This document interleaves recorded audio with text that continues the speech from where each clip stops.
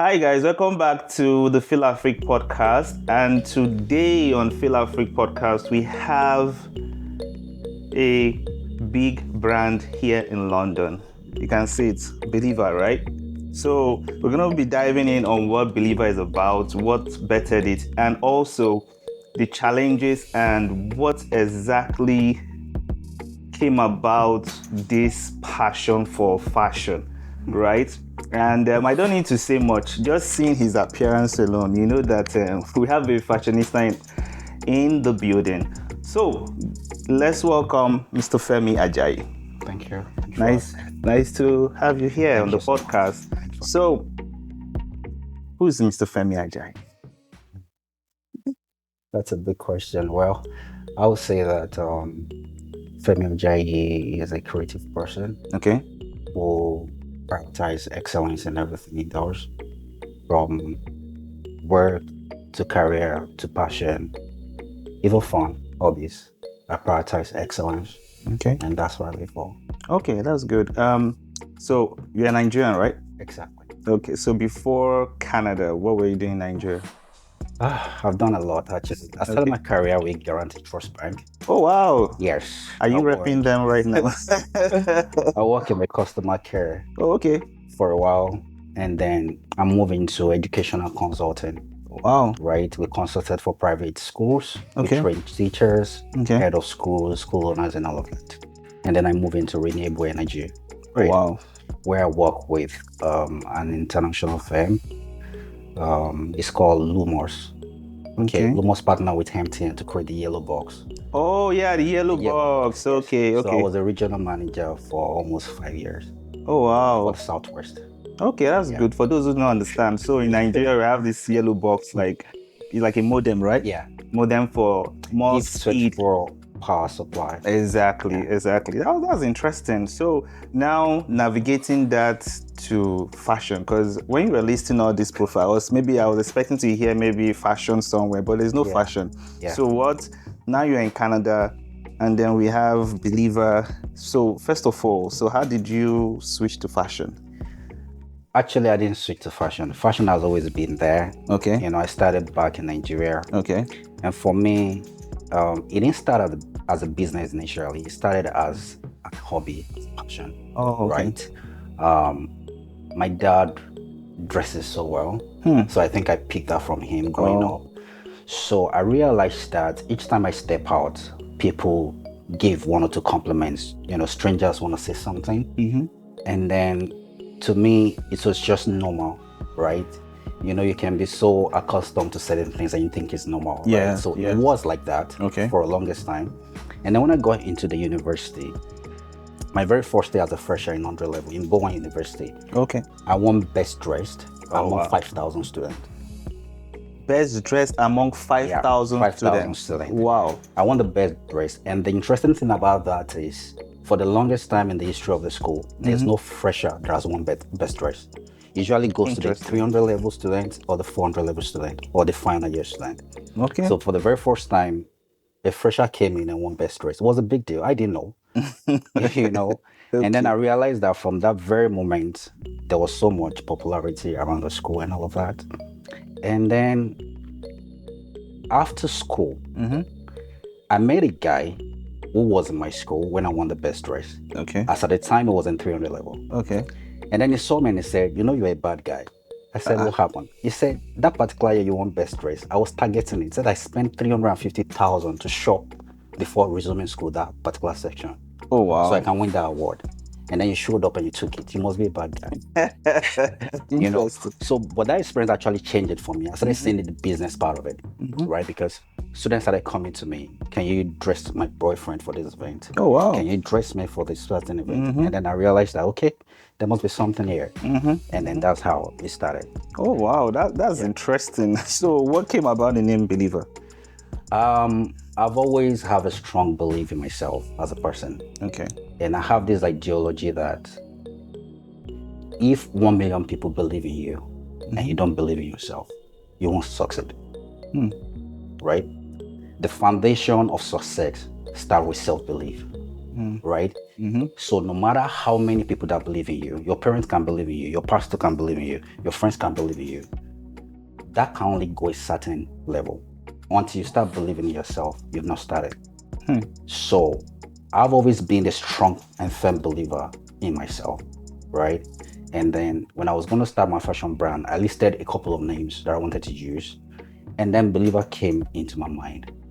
And because fashion in itself is a sign that you believe in yourself, right? How you dressed says a lot about you. Yes. It says a lot about your level of confidence. It says a lot about your ideology and how you see yourself, right? So I realized that that particular name stood out, right? So I just changed the word believer by changing the spelling into what we have now. Wow, that's very inspiring. So someone listening to this now wanting to also believe. So how did you navigate the whole fashion industry here in Canada? But before we get to that, I think we should also like give a context. Like, so what's your fashion brand about? So what kind of things do you? Okay, so it's an exclusive brand because I don't do everything. Okay. I don't delve into all designs, right? I do made to measure, I do custom made, and I target exclusive kind of client. Case in point, while I was in Nigeria, most of my clients, they are bankers, MDs, right? They are high profile clients, right? So I don't do for everybody. I mean, I've heard people say that, oh, your stuff are quite pricey and all that. Well, it's not for everybody. And that's a statement of understanding clearly what the brand represents. True. Right? True. So I deal with corporate people. I deal with high profile personality. One of my clients that I had that has been one of the biggest of my clients was Puff Daddy, former manager. Right? Lives in the US. Okay. You know, saw what I made for someone. He reached out to us and we made an amazing stuff for him. Wore it to the Forbes meeting that he had and he was bragging about it. I'm wearing Bilivar, I'm wearing stuff from Africa and all that. Yeah, those are the kind of stuff we do. Okay, that's interesting. I know here at FilAfrik, we try to also, point out to entrepreneurs, people starting up, people who are believing that it's not about your entrepreneurship is not about targeting everybody. It's about having your demography, having your target audience. And once you have that, you have clarity. Absolutely. And if you need that clarity, FilAfrik is here. Just send us an email and then we'll get back to you definitely on how to do that. Now, back to my earlier question. So I know coming to Canada personally, I also love fashion, but I try to see, okay, how do you even get the materials? How do you source these local fabrics, like our normal African fabric? And then how do you go about the whole, it's a whole lot. So how do you go about all that? So let me start by saying that fashion as a business is different from tailoring. Okay. Right? There are tailors and there are designers. Okay, this is getting interesting now. So the fact that you can put thread to needle or put on a machine doesn't make you a designer. You can be a tailor. A designer conceives ideas, right? Is artistic in his thinking. Okay.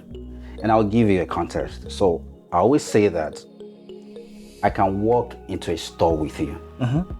Same store, same amount of funds. Maybe we both have 100,000 naira and walk into the same store. What I'm going to pick out of that store will 100% be different from what you're going to pick out of that store. For a simple reason, I have an ability given by God to look at a fabric or look at a concept and conceive it in my mind and picture it in several ways that I can combine it. So if you give me a fabric, I'm looking at several concepts I can bring out of that fabric. Most tailors can't do that. They wait for a client to say, okay, this is my fabric. This is the design I want. Do it for me, right? But when I'm attending to my client, actually, I try to do more of wedding jobs, right? Because when it comes to wedding jobs, people give you liberty to express your creativity. They want to look distinct on their wedding day. They want to look exceptional. So they're not looking for what's already out there. They want to come up with originality. So when I'm speaking to people like that, It gives me room to express myself. So I can tell you that this fabric, this concept can show up in this different form. And then I give you the option to pick out of what you want the most. So fashion as a business is different from tailoring. So when it comes to the issue of fabric, I have several sources, Okay. right? I did a job for somebody who is in the US Army last year, wore it to an African event. So he said to me, I'm going for an African event in the US. Okay. I want something that can project Africa, but extremely distinct, right? So that already tells me that I need to go extra miles, because there will be all of the Africans there who also have other designers who are coming to showcase their style, and this guy want to be exceptional. So what I did was I sourced for fabrics from Ghana, not from Nigeria. Okay, Ghana. Okay. Right? So Ghana has this, artistic fabric that I came across, and then I ordered it, and then we started the magic, right? You wait for the event and it stood out exceptionally well. So that is the business of fashion, right? Yeah. That's eye-opening. So for you watching, maybe you want to go into fashion and you're like, I guess this gives you clarity. Like, there's fashion business and then the creativity part. It's not just putting clothes together. So And then knowing the right place to source materials. Now you mentioned Ghana. Which other places can you source? I have a client in Dubai. Okay, Dubai. My source. Okay. I have a client in Italy is on my source. Oh wow. So it depends on who the client is and what they want. Oh, okay. Right? Also depends on their budget, right? Because fabrics are different from fabrics. Like the regular cashmere. Cashmere has 7 stars, has 5 stars, So I don't know. yeah, Okay. they're great, And certain fabric that are exclusively, for certain tribe or certain country, right? So it demands, or it places demands on your creativity and what the client truly wants, right? Wow. Yeah. So how do you now go about getting the materials into Canada? Is it like normal DHL or what? Yeah, so courier services works fast, right? I have a channel that I use to source, or to move fabrics from, the person's dwelling to where the workshop is, right? Okay. So courier does the job for us. I think the main work here is knowing how to get the best supplier, right? It's about connections. So if I want to start this now, I have to, where do I go to start looking for those contacts or connections? Well, I started from Lagos, Nigeria. Okay. Balogun Market is a good place to start. Yes, for those who know Balogun Market. So if you are not from Nigeria, Balogun Market is it's a huge place to start. Yes. I started from there. Yeah, it's a huge market. But as the brand grows bigger and you have bigger clients who want something exclusive and exceptional, you have to go out of that space. Okay, so is it online, Facebook, Instagram, Alibaba? We live right now in a digital village. You can connect with anybody anywhere in the world. So online, offline, whatever way you can connect, just connect to the right people. Okay, so you heard it. So sourcing of materials. Okay, now, what inspires your designs? I know you said clients, but what's your thought process? Okay, so I love art. Okay. I watch a lot of art shows. I watch a lot of animal documentaries, right? I know it seems off, but no, not really. You can learn a lot from watching animal documentaries, right? Okay. Because some of the fabrics that we use actually came from animals. Skin, like the crocodile skin can be used as a fabric. So patterns, colors, how you can play with those, you can learn from watching those documentaries, right? I love colors. I love colors concept, right? So I play with colors a lot and I play with patterns and plan a lot. So when you watch all those documentaries, basically just expose yourself, right? Okay. You have to be somebody who is teachable, who has huge appetite for learning, who can create what is not out of anything, right? So when I travel or I'm driving, I'm looking at stuff and I'm creating concepts in my head.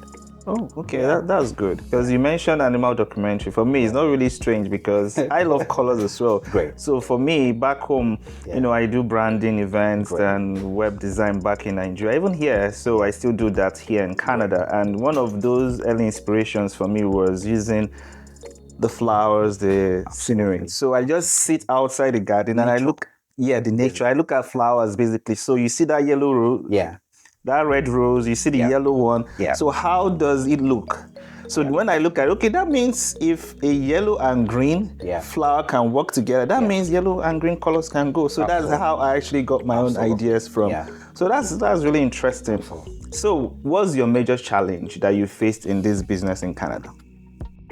So I would say that moving to Canada actually affected the business in a way because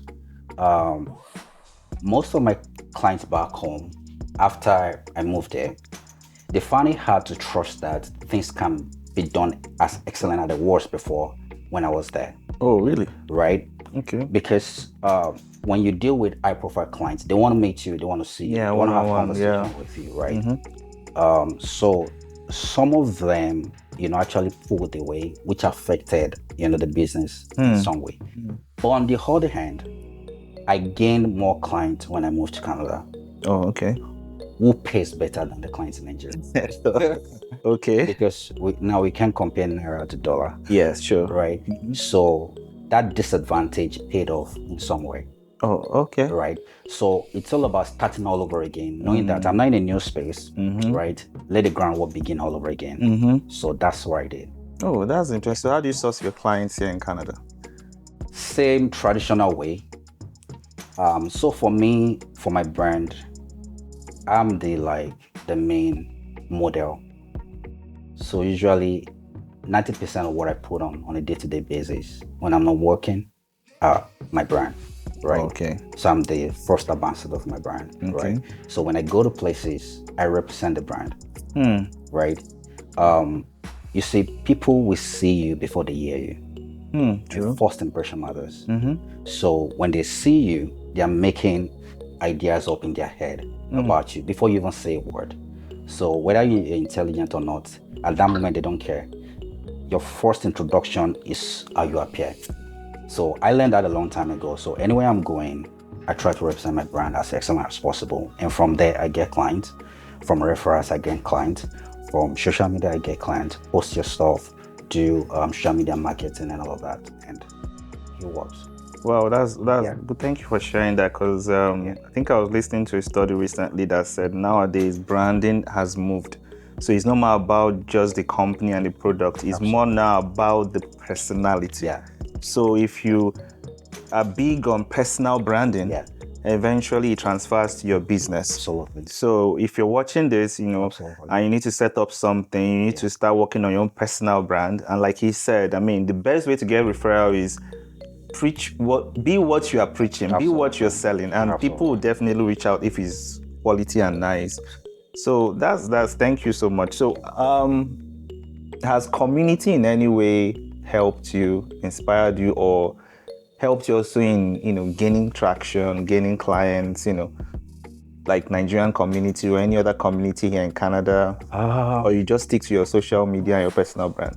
So personally, I'm not in any community yet. Okay.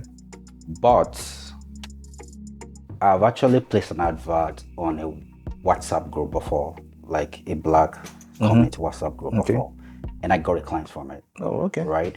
But personally, I'm not in any, community, so to speak. But it's something that I'm going to explore when the time comes. Oh, okay. Yeah. And also maybe collaboration? Absolutely, I'm open to that. Okay, because that's what we're about as well. It's all about collaboration. Yeah, collaboration actually open more doors. Yeah, absolutely. But thank you so much for. And by the way, he actually gave us. This is for FilAfrik team. Thank you so much, Bilivar. So we have this to rock after this event or this podcast. So now I'm listening to you, I'm watching you, I'm looking at you, you're looking good and all that. You look like you have it all figured out. So, and I'm like, how do I become Mr. Femi Ajayi? So what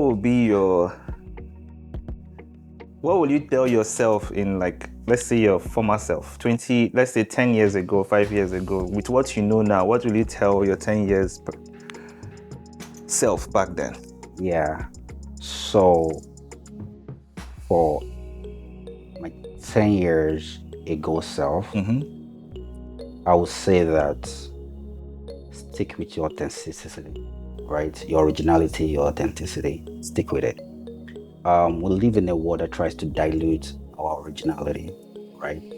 From our family to our friends, that try to water down, the picture of our authentic self, not because they mean bad or because they have any other misconception about what you're trying to do, but because they don't understand it like you do, right?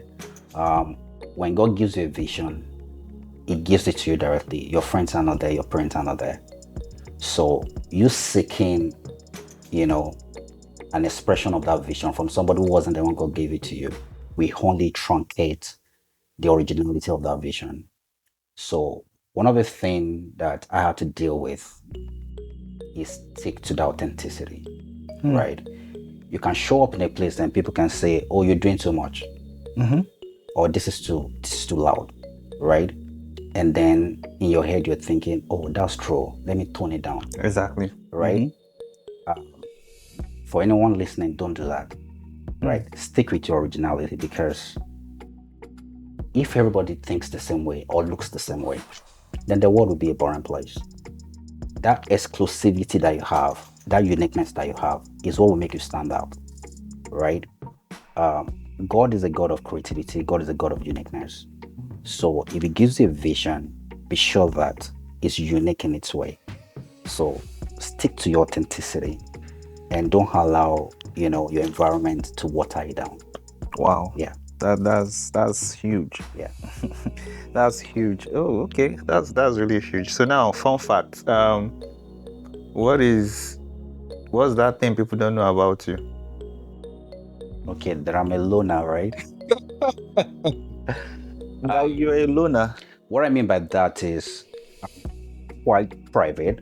I'm a very private person, even though people don't know that. People okay. think I'm very hardgoing because I post a lot. Yeah, and you come out like this. Yeah. So how are you a loner? Yeah, but the reality is I'm always by myself most of the time.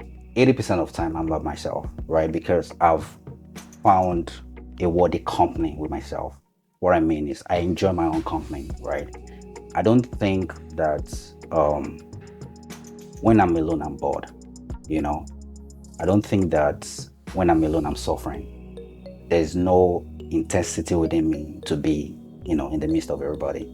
And that's because I have found that there's strength in privacy, right? For me as a person. So I meet people, and when I say to them that I'm always by myself, they find it hard to believe. Okay. Because my social media says otherwise. You're always all over the place. That's what they think. But that's not true.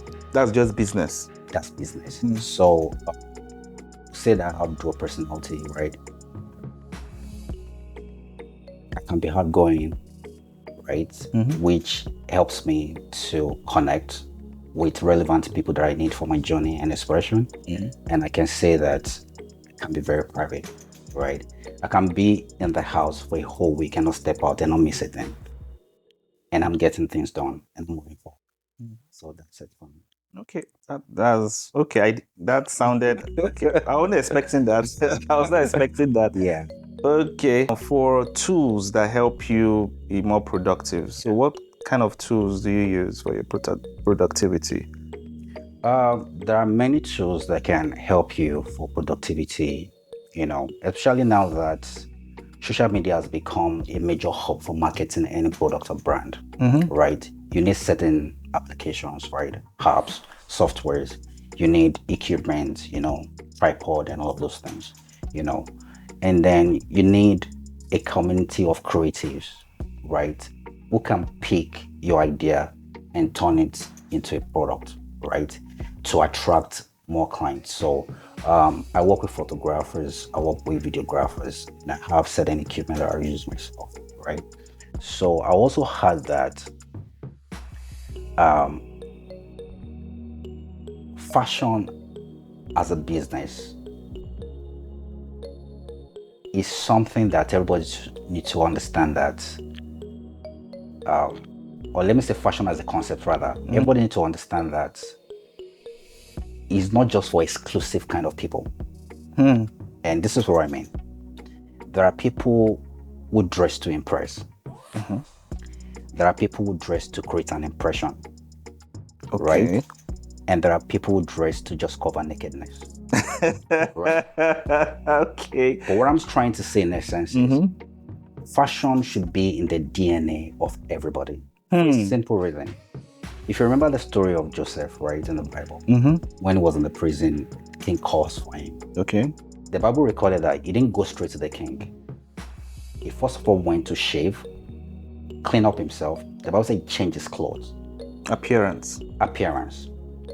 So there's a popular saying that says it's the way you dress that you'll be addressed, right?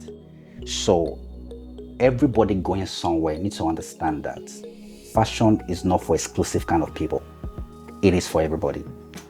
How you show up can limit your opportunity or expand it, right? When Joseph showed up, he knew where he was going, right? He was making the king. He wasn't just going to show up anyhow. So he dressed the part, right?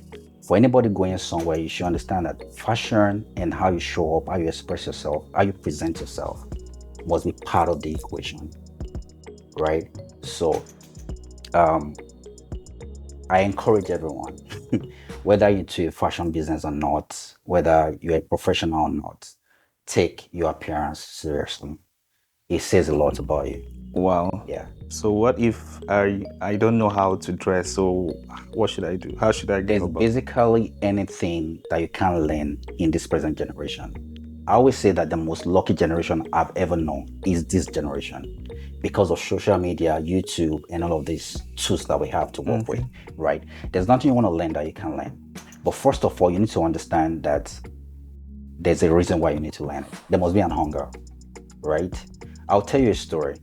When I was in my 100 level that I want to express, like I said, I have a guy in my class, that I always say that, this guy, you dress too much, right? As at 100 level. And then when 300 came, he went for IT, right? In the 300 level. And he did his IT in Guaranty Trust Bank for a period of time. By the time he came back after IT, he has changed completely. Now, this guy used to dress anyhow back in 100 level. He sees me as doing too much, right? Because he doesn't believe he needs to look the part. But by the time he works in an environment where people dress decently and present themselves and are conscious of what they're wearing, his orientation changed. And then he came back to school and he was looking all glamorous. Clean shirt, clean shoe, nice shoe, wristwatch, everything was prim and proper. And then he says to me, you're my mentor, now I understand. Okay. Right? So for me, anyone can learn anything. As a matter of fact, by the time we got to 400 level, he won the best dress in the departmental level. Oh, wow.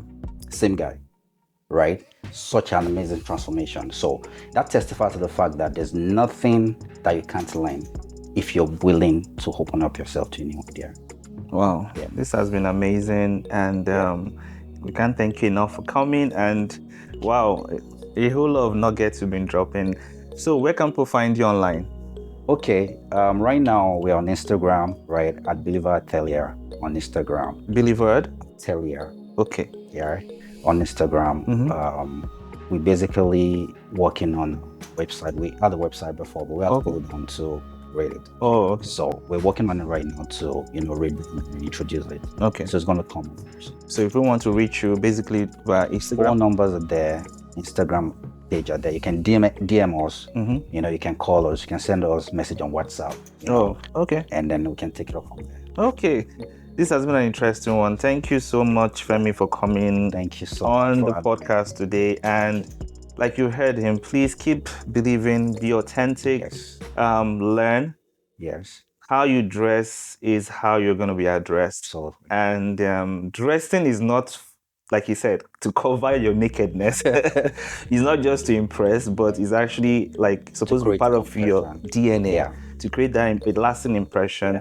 And also then in business, if you want to go into fashion business, you have to look at where you source your materials, the kind of clients you want to serve. You can't serve everybody. So make sure you make up your mind on who you want to serve, the kind of clientele you want, and then look around for where you can source materials by networking.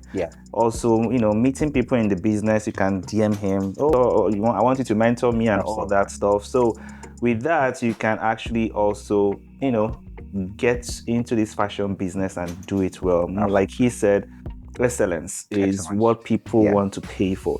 And if in any way you find yourself stuck, please do reach out to us, info@filafrik.ca. We can listen to you, help you on how to navigate your journey, your business journey, your entrepreneurial journey, that startup idea, bring it to life so that you can also be a believer.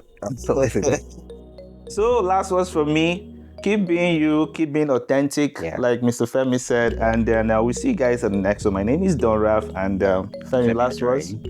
Okay, last word. I would say that follow your passion, right? God gave you that passion for a reason. There's a reason why I'm not Burna Boy or Davido, right? God gave them that passion. So I have my own passion in following him. We do well to follow yours too. Thank you. Give us a thumbs up, like this video. See you guys in the next one. Bye. Be a believer.